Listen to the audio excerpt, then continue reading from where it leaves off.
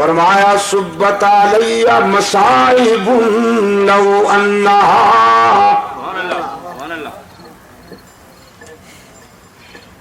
سبت علی مصائب لو انہا سبت علی الایام سرن لیالیا.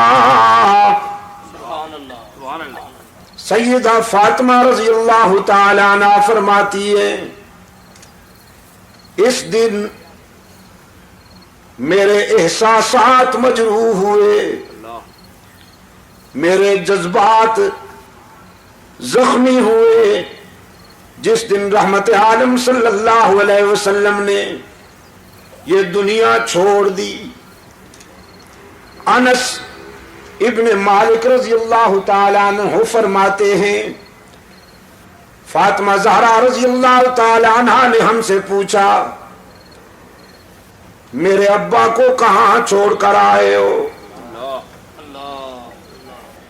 عرض کیا فاطمہ ہم تیرے والد گرامی کو مرقد میں قبر میں سلا کے آئے ہیں. سیدہ فاطمہ نے پوچھا رحمت عالم کے جسد اطہر پہ تم نے خاک بھی ڈالی ہوگی نا، مٹی بھی ڈالی ہوگی؟ عرض کیا ہاں بنت رسول خاک ڈال کے آئے ہیں. زاروں قطار برس پڑی فاطمہ کی آنکھیں، کہنے لگی وہ ہاتھ تو دکھاؤ جن ہاتھوں سے تم نے محمد عربی کے جسم پہ مٹی ڈالی. وہ دل کہاں سے لائے تھے، وہ دل کہاں سے لائے تھے کہ تم نے رحمت عالم صلی اللہ علیہ وسلم کے جسم پہ مٹی ڈالی؟ تقدیر مسکرا رہی تھی کہ فاطمہ اس دنیا میں جو بھی آئے گا اسے اس مرحلے سے گزرنا ہوگا. لوگ موت سے گھبراتے ہیں اور قرآن کہتا ہے فَإِنَّهُ مُلَاقِيكُمْ. تم ڈرو، گھبراؤ یا بھاگ جاؤ، وہ ٹھیک وقت پر تمہیں ملنے والی ہے. قُلْ إِنَّ الْمَوْتَ الَّذِي تَفِرُّونَ مِنْهُ فَإِنَّهُ مُلَاقِيكُمْ. دھرتی کے سینے پر جب انسان چلتا ہے، حدیث میں ہے ان الارض لتنادی کل یوم 70 مرہ. یہ دھرتی روزانہ 70 مرتبہ ندا دیتی ہے انسان کو، یابن آدم کلوا ما شئتم واستحیتم. او ابن آدم میرے سینے پہ چلتے ہو نا، جو مرضی آئے کھاؤ پیو. کچھ عرصہ کے بعد تم نے میرے پیٹ میں بھی آنا ہے، تمہاری پسلی سے پسلی ملا کے پوچھوں گی کہ کیسے جیے تھے.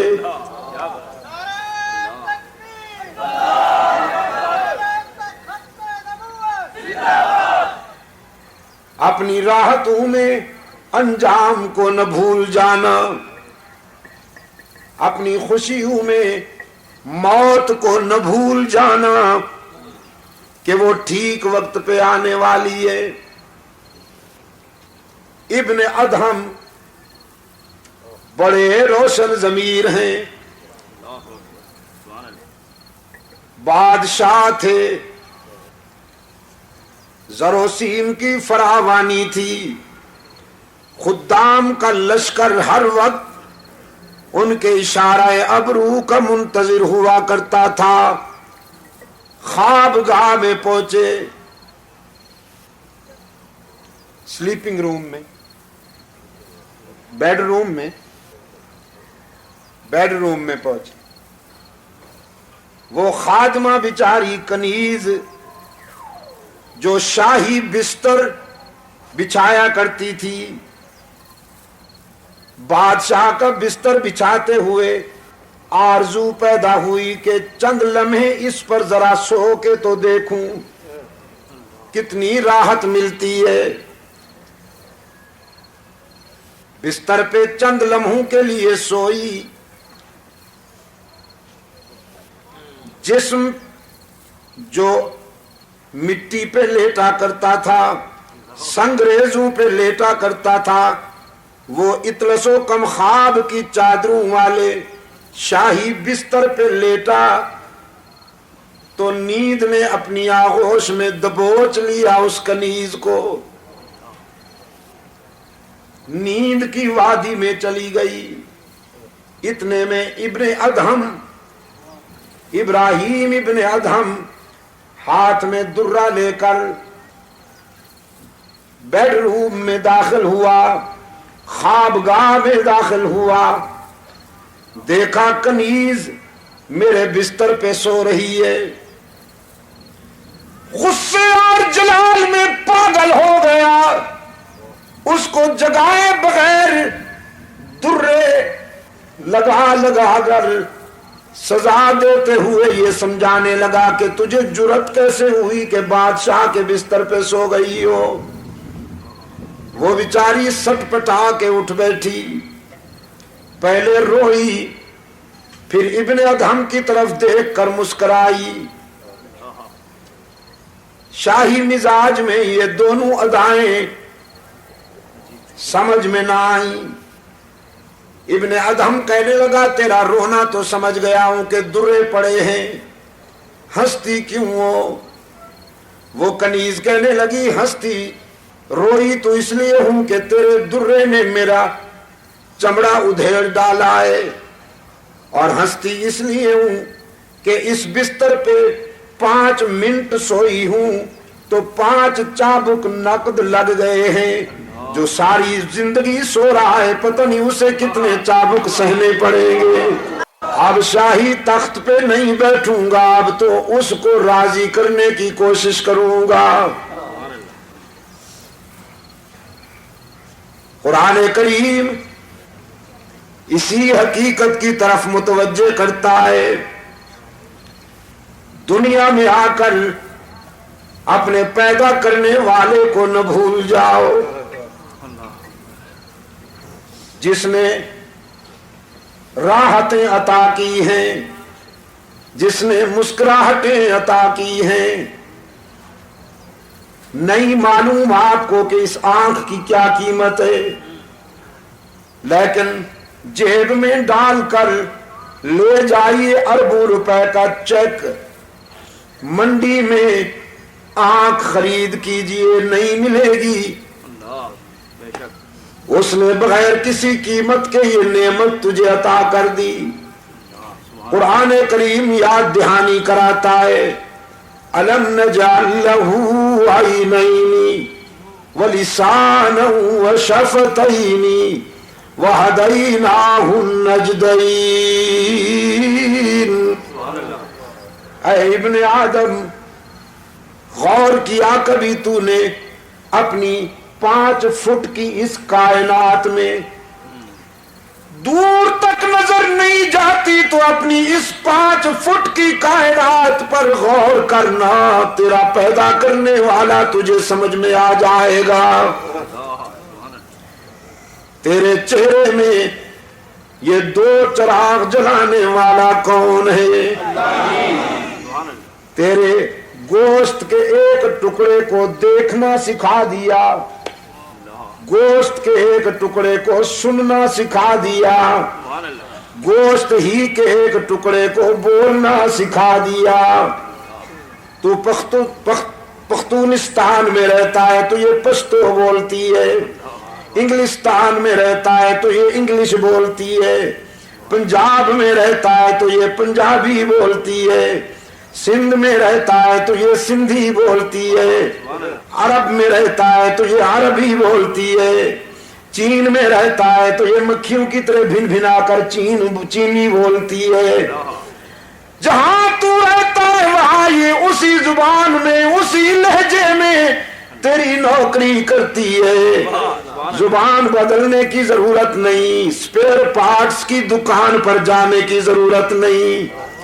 ہاتھوں کو قوت لامسہ عطا کی، پاؤں کو قوت ماشی عطا کی، دماغ کو قوت حافظہ عطا کی، رب العالمین نے فرمایا وَفِي أَنفُسِكُمْ أَفَلَا تُبْصِرُونَ، کبھی اپنی ذات پہ غور کرو نا، ہم نے تمہاری ذات میں بھی عبرت اور بصیرت کے بہت سارے مناظر دکھائے ہیں تمہیں۔ جب اس قدر مہربانی کی ہے تو پھر تمہاری جبین بھی میرے سوا کسی کے آگے نہیں جھکنی چاہیے۔ قرآن پاک نے فرمایا ام کنتم شہداء اذ حضر یعقوب الموت اذ قال لبنیہ ما تعبدون، یاد ہے کچھ؟ جب یعقوب پر موت آئی اپنے بیٹوں کو بلایا، اور بیٹوں کو بلا کر یہ نہیں کہا تمہارے لیے ملیں بنا کے جا رہا ہوں، ذرا اچھی طرح سے سنبھالنا، جاگیروں کا خیال کرنا، کوٹھیوں اور بنگلوں کا خیال کرنا۔ نہیں، یعقوب علیہ السلام نے اپنے بیٹوں کو بلا کے فرمایا ما تعبدون من بعدی، بیٹو میرے بعد کس کی عبادت کرو گے، میرے بعد کس کے سجدے کرو گے، میرے بعد کس کے آگے دامن پھیلاؤ گے، میرے بعد کس کو ہر جگہ موجود مانو گے، میرے بعد کس کو مسجود و معبود مانو گے، علام الغیوب مانو گے۔ ام کنتم شہداء اذ حضر یعقوب الموت اذ قال لبنیہ ما تعبدون، پھر بیٹے بھی پیغمبر کے تربیت یافتہ تھے، سب نے نعرہ لگایا نعبد الہک و الہ آبائک ابراہیم و اسماعیل، ہم وعدہ کرتے ہیں ابا جان اللہ ہی کی عبادت کریں گے جو ابراہیم کا معبود ہے، جو اسماعیل کا الہ ہے، ہم تیرے سبق کو نہیں بھولیں گے، تیری وراثت کی لاج رکھیں گے، تیرے بتائے ہوئے راستے پر پوری زندگی گزار دیں گے، اللہ کے سوا کسی کو معبود نہیں مانیں گے۔ ہمارا الہ کون ہے؟ یعقوب کے بیٹوں نے وعدہ کیا ہمارا الہ کون ہے؟ مسجود کون ہے؟ شیر شاہ کے شیرو، ذرا شیروں کی طرح بولو نا، توحید کے شیرو ذرا شیروں کی طرح بولو تاکہ شرک و بدعت کی دنیا کے گیدڑ صحیح ہو جائیں۔ ہمارا الہ کون ہے؟ ہی پہ ضرب لگا کے ذرا دائیں بائیں دیکھ کر کوئی بھی کا بیمار چپ بیٹھا ہو یا حیران بیٹھا ہو تو اس سے بھی کہلواؤ قالوا نعبد الہک، ہم وعدہ کرتے ہیں کہ اس کی ہی عبادت کریں گے جو ابراہیم و اسماعیل کا معبود ہے۔ ہم بھی ہر نماز میں وعدہ کرتے ہیں نعبد ایاک، یعقوب کے بیٹوں نے جو وعدہ کیا تھا وہی وعدہ قرآن روزانہ ہم سے بھی لیتا ہے، نعبد ایاک ایاک نعبد و ایاک نستعین، ہم تیری ہی عبادت کرتے ہیں اور